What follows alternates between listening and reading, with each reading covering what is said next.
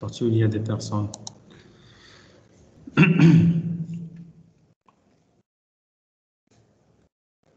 Donc, premièrement, donc le partitionnement.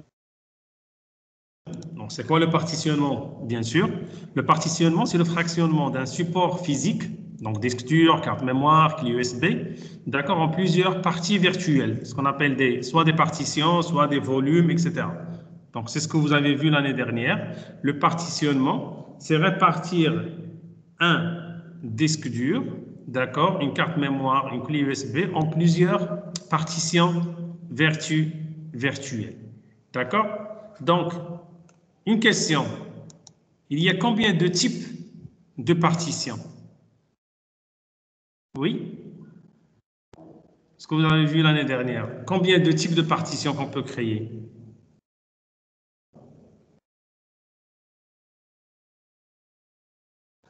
Deux types, monsieur. Oui? Partition principale, partition étendue. Oui, oui, partition? Et étendue. Il y a des partitions principales et des partitions étendues.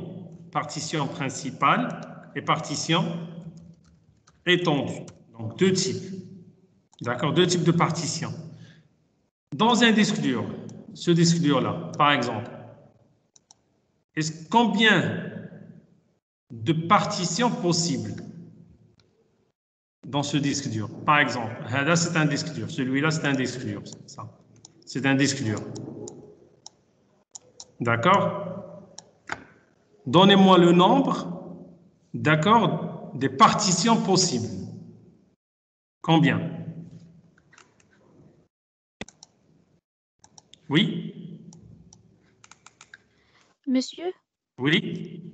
dans le disque MBR, C'est un disque MBR, oui. il y a 4 parties. Combien? 128. Non. 4. Combien de partitions? C'est 4 partitions. 4 partitions. On ne dépasse pas 4 partitions. Donc, exemple, premier scénario.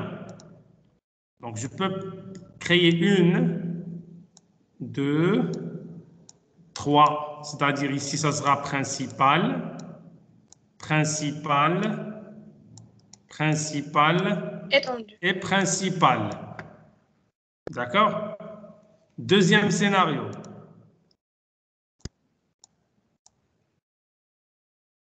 Je peux créer une seule principale, d'accord, une seule étendue. D'accord? Je peux créer 2 principales et une seule étendue. Je peux créer toujours l'étendue, elle est unique. D'accord? Je peux créer 3 principales,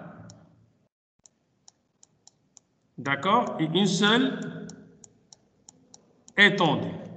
Donc, à les scénarios possibles, sauf que je n'ai pas oublié quelque chose. Donc, il y a 4 scénarios.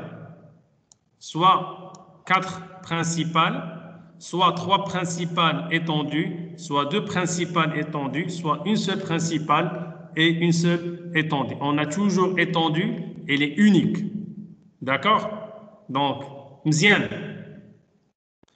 Maintenant, si on prend le premier exemple, une seule principale, d'accord? Et je vais créer une seule étendue. Mais quel est l'avantage de l'étendue? C'est que dans l'étendue, je peux avoir plusieurs quoi? Comment on appelle les partitionnements d'une partition étendue? Lecture logique. Très bien, ce sont des lecteurs logiques. Dans ce cas, je peux créer plusieurs lecteurs logiques. Je pense maximum, la collègue comme je pense maximum, c'est 128 lecteurs en total, les partitions.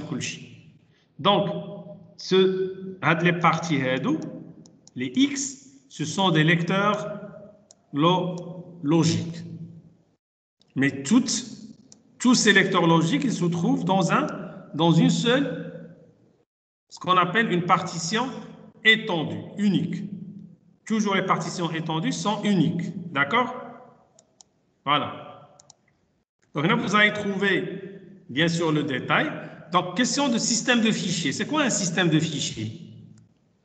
Quelqu'un peut m'expliquer, c'est quoi un système de fichiers? Ce que vous avez vu l'année dernière.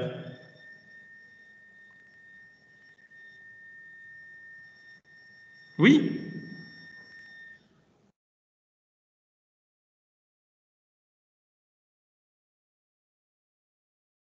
Oui? Le système de fichiers, il concerne quoi? Quelle opération? C'est le formatage. Lorsque vous formatez un disque ou une partition, alors vous êtes en train d'installer un système de fichiers. Windows, on utilise NTFS FAT32. Donc, au niveau de l'Unix, il y a ce qu'on appelle le EXT. D'accord? EXT2, EXT3, EXT4. D'accord? On utilise EXT4. EXT4 n'est pas compatible avec Windows. D'accord? Le système de fichiers. D'accord? Et la façon dont le système d'exploitation structure les données sur le support physique. En anglais, on l'appelle file system. Le file system. Donc, comme sur Windows, lorsque vous formatez un disque dur, on dirait qu'on va mettre en place NTFS. C'est-à-dire, vous allez mettre un système de fichiers NTFS. Maintenant, sur Linux, la même chose. Lorsqu'on va faire le partitionnement, on doit formater les partitions. D'accord? On a dit l'organisation. On a un disque dur, on partitionne le disque dur et après, on doit formater les partitions pour les préparer à l'utilisation. Donc, pour le formatage, donc ici, on va utiliser les EXT. Donc, pour nous, on va utiliser le EXT4. Le EXT4, c'est le système de fichiers Linux. Il y a EXT2, EXT3, etc. Maintenant, comment on va nommer les disques durs? D'accord? Le premier, donc lorsque vous avez actuellement, vous aurez toujours les disques durs SCSI ou SATA. D'accord? Les disques durs SATA. Donc, pour le disque dur SATA, on trouve le préfixe SD. SCSI ou SATA, c'est le ST. Pour les disques durs IDE, les anciens disques durs avec les nappes de 40 fils, ils s'appellent le HD. D'accord? Vous allez trouver le HD. SD, lorsque vous trouvez SD, ce sont les disques durs SATA. Une clé USB, vous allez trouver le SD. Pour une clé USB, vous allez trouver le SD. Donc, le SDA, c'est le premier disque dur. Donc, vous avez un ordinateur, un serveur, où il y a bien sûr quatre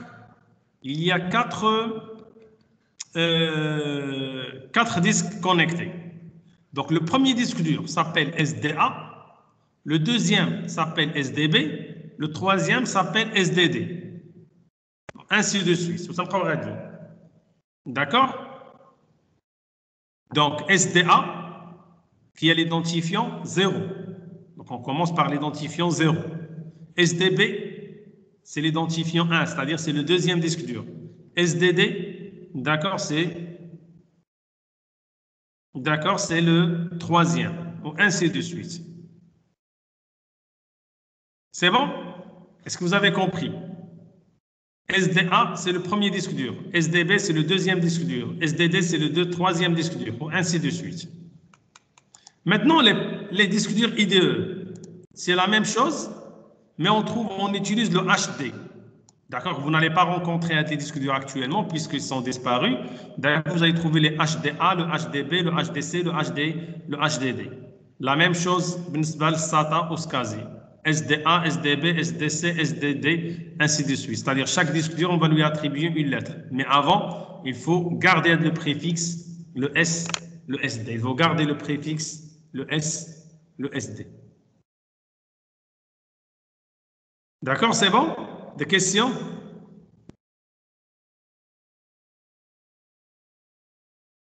Donc, SDA, c'est le premier disque dur. SDB, c'est le deuxième disque dur. Ainsi de suite. Maintenant, les partitions. Donc, pour les partitions principales, on ne dépasse pas de 1 à 4. D'accord? Voilà. Pour les partitions principales, donc lorsqu'on utilise le modèle MBR, d'accord, on ne doit pas dépasser 4 partitions. Donc, on a le MBR, on a le GPT, d'accord, comme vous avez déjà vu avec Windows. Donc, si vous utilisez des partitions primaires ou la principale, donc les numéros des partitions, ils commencent de 1 et se terminent à 4. Par exemple, ici, on aura quel numéro ici? Donc, colonnes, ce sont des principales. Par exemple, ce disque dur, c'est le S, pardon. Celui-là, c'est le SDA. Toujours minuscule, pardon. SDA. C'est le disque dur SDA. Donc, celui-là. Donc, comment on va numéroter les partitions? Donc, la première partition, ça sera SDA 1. Le deuxième, c'est le SDA 2. Le troisième, c'est le SDA 3. Pardon. Le quatrième, SDA 4. Les principales, c'est de 1 à 4. Maintenant, ici, dans cet exemple-là, on aura quelle valeur? Oui, SDB quoi? Première principale. Celui-là, c'est SDA 1.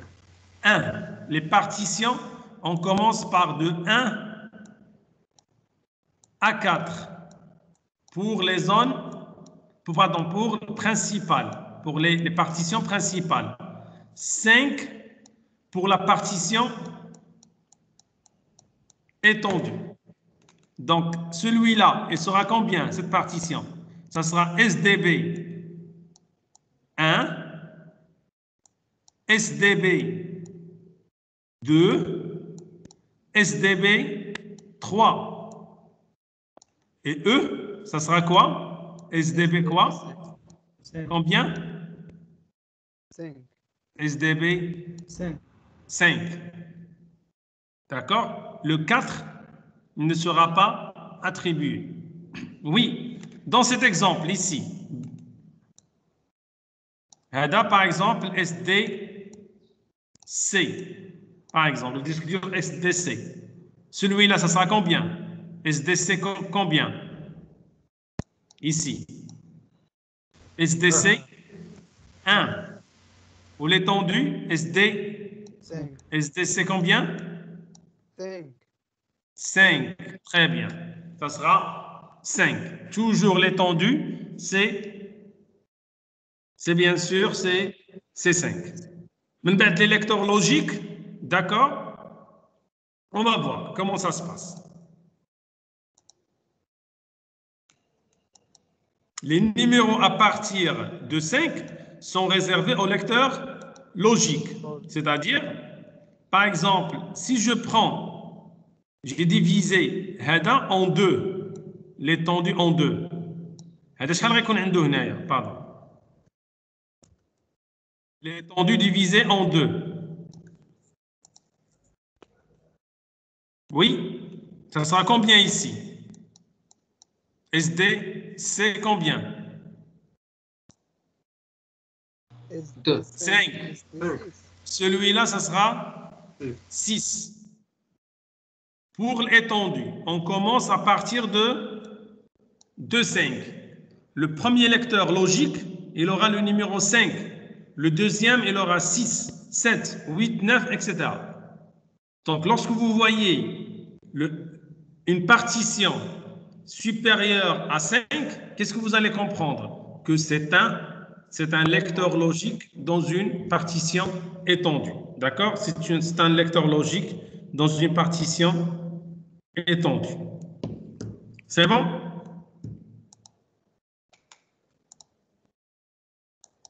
Les points de montage, d'accord, on a déjà expliqué ça. Les points de montage, on a déjà expliqué ça avec les DVD. Donc, il y avait bien sûr la discussion sur les points de montage, d'accord, sur le montage. Et c'est quoi le point de montage? Le point de montage, c'est le répertoire d'accord, qui sera monté sur une partition. D'accord? Voilà. Donc, un conseil, lorsque vous installez l'Unix, donc l'Unix, il est constitué des répertoires. D'accord? L'Unix, il est constitué de répertoires. Par exemple, root, slash, d'accord? Slash user, slash home, slash var, slash temp, slash dev, slash etc., etc. Ce sont des répertoires système qui sont créés par le système. Ce qui est conseillé, lorsque vous installez plus swap, donc swap c'est la mémoire virtuelle. Donc swap c'est la mémoire virtuelle. Donc qu'est-ce que vous voyez ici? D'accord? Qu'est-ce que vous voyez? Vous voyez slash, normalement c'est un répertoire. Slash user, c'est un répertoire. Slash home, c'est un répertoire. Slash var, slash temp, ce sont des répertoires. Il se trouve où? Il se trouve dans la racine slash. Mais réellement, slash home, elle est créée dans slash, mais elle est montée sur une partition. Slash user, le répertoire slash user, elle est créée dans la racine, mais elle est montée sur une partition. Slash var, la même chose. Donc, ce qu'il faut retenir, lorsque vous installez l'Unix, vous allez le partitionner les disques durs, vous allez affecter chaque partition à un répertoire système. Qu'est-ce que vous allez comprendre? Vous devez comprendre qu'il y a ce qu'on appelle un montage qui sera fait. Donc, c'est-à-dire, le montage. On a déjà expliqué ça, mais on va le faire. Donc, on dit un grand nombre, on dit par exemple 1000 users. Donc, 1000 users. Donc, 1000 users, c'est-à-dire, j'aurai combien de slash home? Le répertoire slash home. J'aurai combien de répertoires d'accueil? Slash home quoi? User 1. D'accord, jusqu'à user 1000. D'accord? Jusqu'à user 1000. Dans ce cas, question de sécurité, je ne peux pas dire, par exemple, j'ai un disque dur et j'ai un deuxième disque dur. D'accord? J'ai deux disques durs. Celui-là, c'est le SDA, un dernier scénario, d'accord, SDA, et celui-là, c'est le SDB. Donc, je vais diviser le disque dur, premier disque dur, je vais le diviser, d'accord, en 3, par exemple.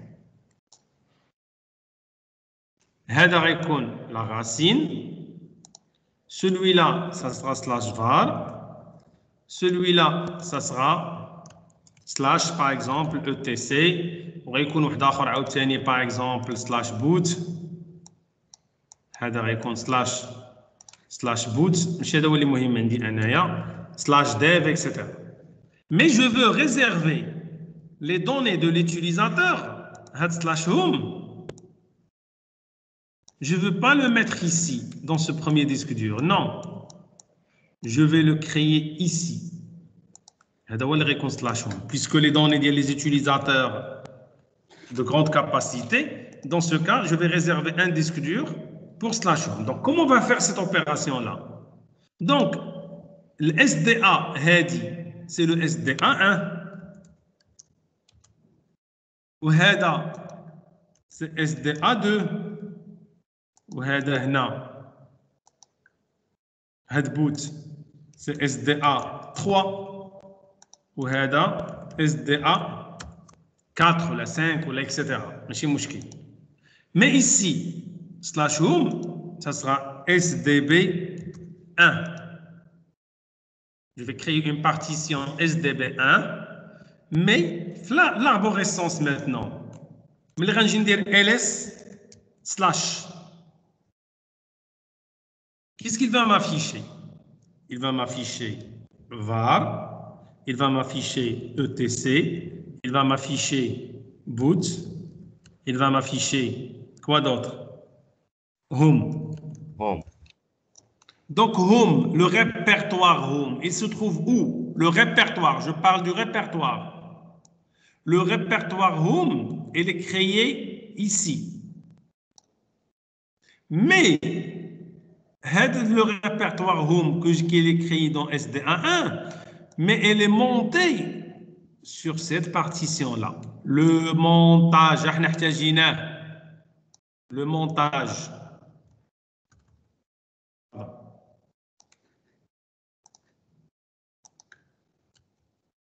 Le point de montage.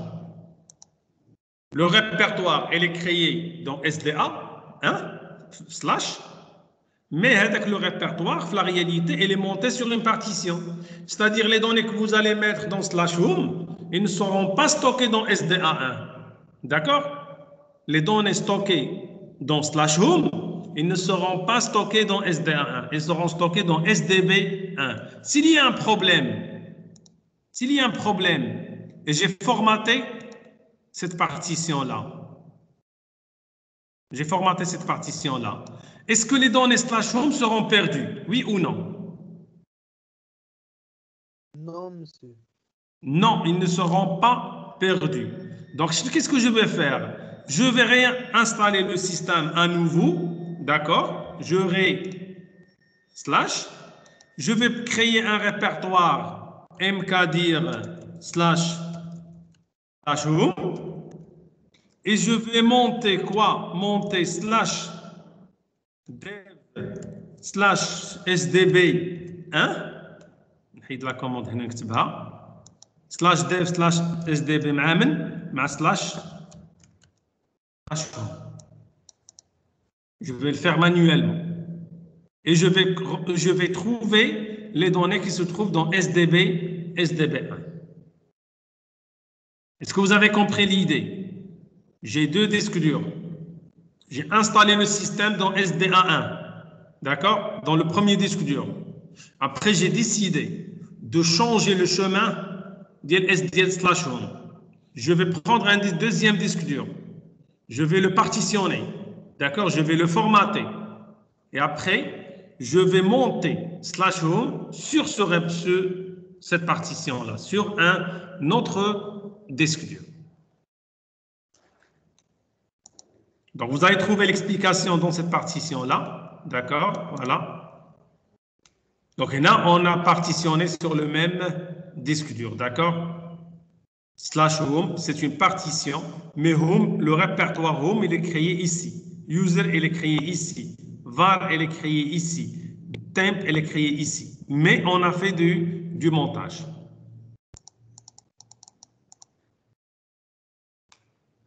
Donc, en EXT4, démonter une partition avant de la modifier ou de la redimensionner. D'accord? Lorsque vous avez une partition SDB1, vous voulez réduire la taille de la partition. Resize. Dans ce cas, qu'est-ce qu'il faut faire? Il faut démonter. Umount. D'accord? Vous allez utiliser la commande umount.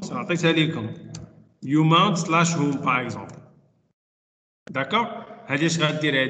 Il va démonter, d'accord, la partition, le répertoire par rapport à la partition. Et dans ce cas, vous pouvez manipuler, bien sûr, la partition. Autre chose, une règle générale, chaque fois que vous voulez manipuler les partitions, avant, il faut faire des sauvegardes. D'accord? Une règle générale. Chaque fois que vous voulez faire des manipulations sur le disque dur, sur les partitions, il faut sauvegarder vos données. Obligatoire. Pour éviter, bien sûr, la perte des données. Donc, c'est la commande fdisk. Donc, d'accord? On a bien sûr la commande fdisk. Si on utilise fdisk-l, il nous affiche, il va lister tous les disques durs installés. fdisk /dev /sda. Donc, sélectionnez le disque dur A, bien sûr, le N permet de...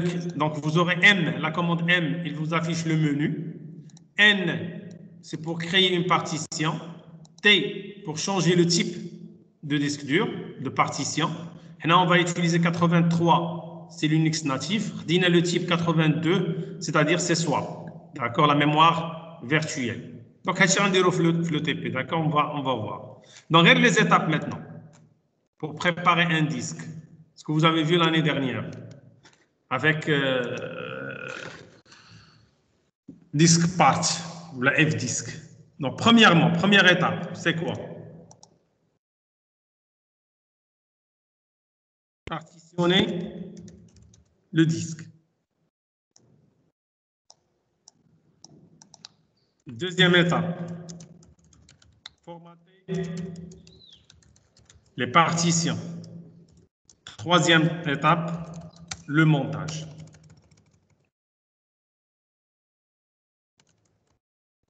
D'accord? Dernière étape, c'est le montage. Alors, les étapes, on va voir. Donc, je démarre mon système d'abord pour gagner du temps.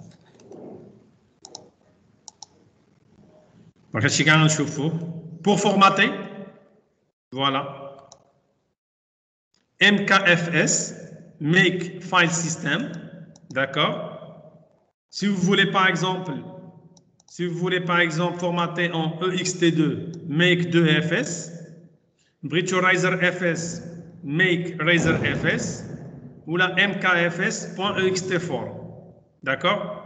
/dev/ le nom, d'accord, de la partition, d'accord, le nom de la partition. Une minute, s'il vous plaît.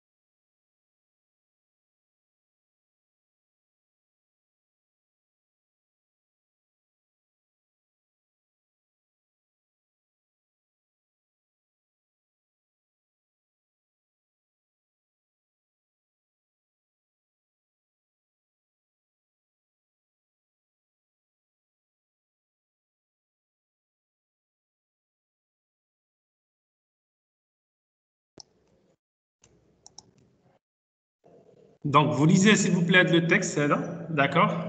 En attendant le démarrage de la machine.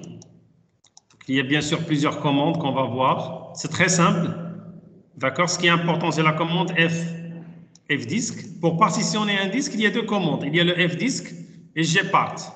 D'accord? Là, on va commencer par fdisk. Donc, pour formater, on utilise la commande mkfs, make file system, .ext4.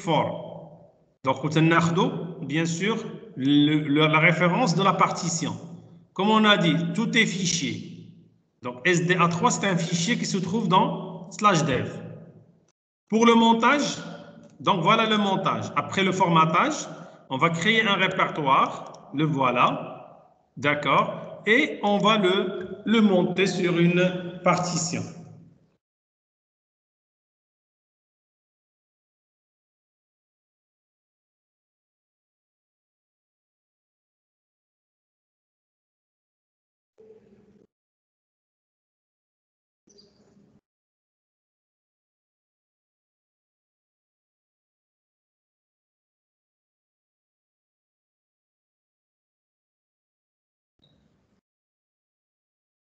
Des questions? Est-ce qu'il y a déjà le vidéo? Est-ce qu'il y a des questions?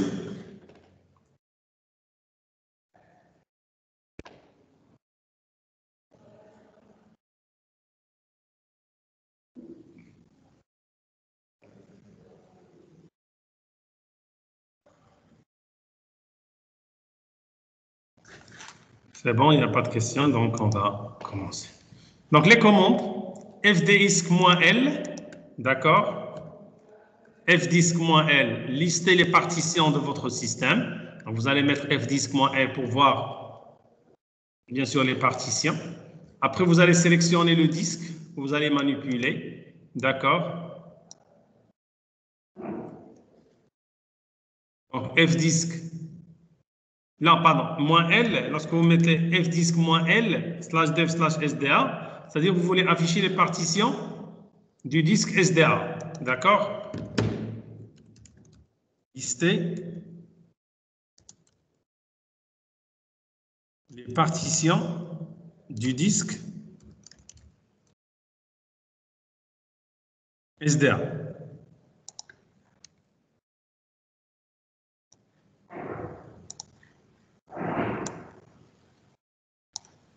D'accord, il va lister les disques de SDA. Donc, après, vous allez sélectionner, vous allez travailler sur le disque SDA. Donc, fdisk/dev/SDA. Donc, SDA, c'est le premier disque dur. D'accord, c'est le premier disque dur.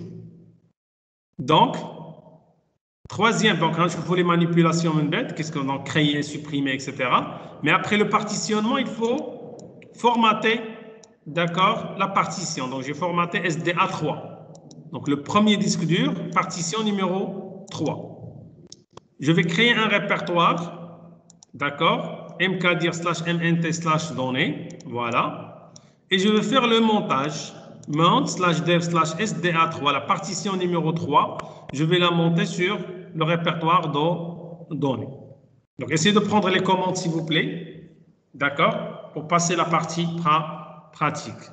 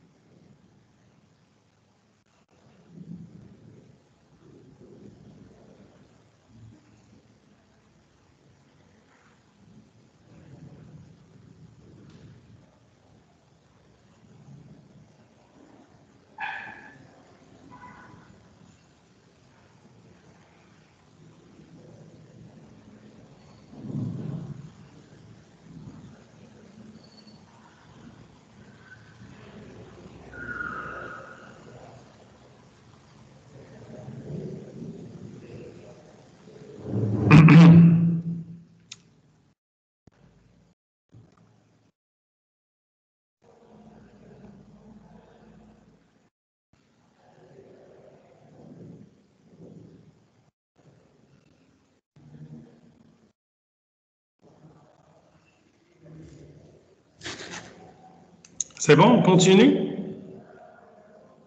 Essayez de prendre les commandes, s'il vous plaît.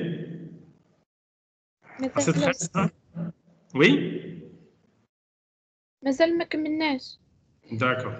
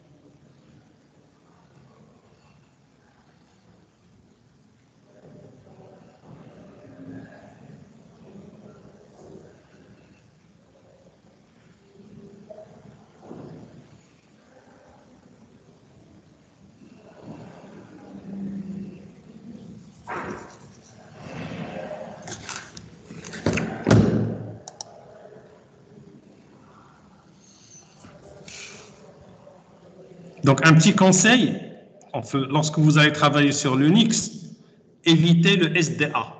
D'accord? Évitez le SDA. D'accord? Pourquoi? Parce que le SDA, c'est le disque dur où vous avez installé votre système. Si vous allez manipuler ce disque dur-là, peut-être vous allez perdre votre machine. Dans ce cas, qu'est-ce qu'on va faire? On va ajouter un deuxième disque dur, comme on a fait les systèmes RAID, etc. On va ajouter un deuxième disque dur, d'accord, au niveau de VMware, au troisième disque dur si vous voulez. Donc, on va utiliser les nouveaux disques durs, et sans toucher le SDA. D'accord? SDA à éviter, s'il vous plaît. Vous commencez avec B, C, D, etc.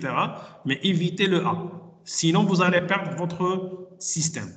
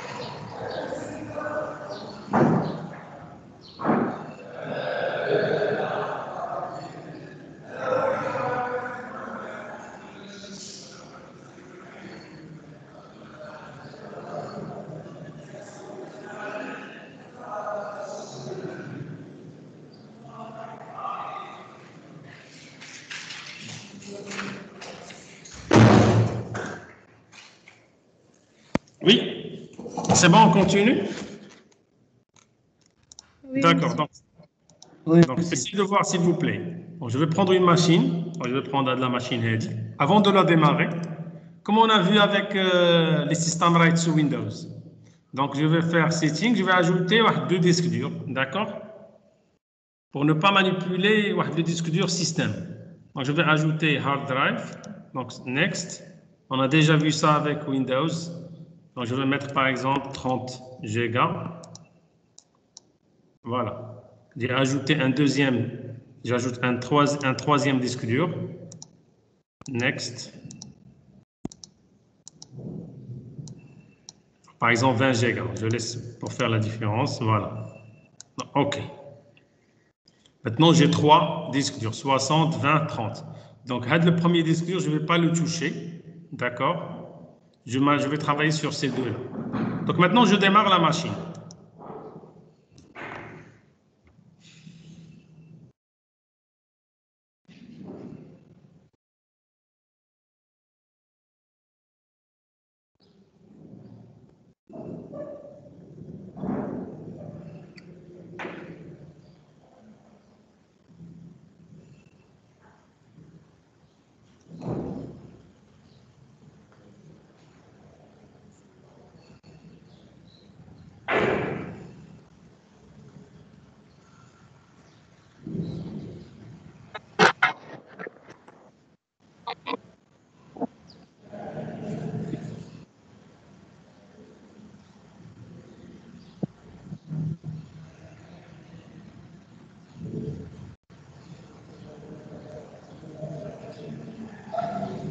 Donc, c'est bon.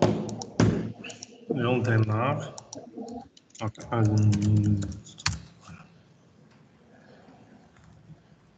donc, je suppose que vous avez démarré vos machines. D'accord? Donc, chaque fois qu'on a un cours à distance, s'il vous plaît, essayez de démarrer vos machines virtuelles pour faire le même travail simultanément. D'accord, c'est bon. Donc, j'entre dans le terminal. Donc, sudo, dans directement administrateur.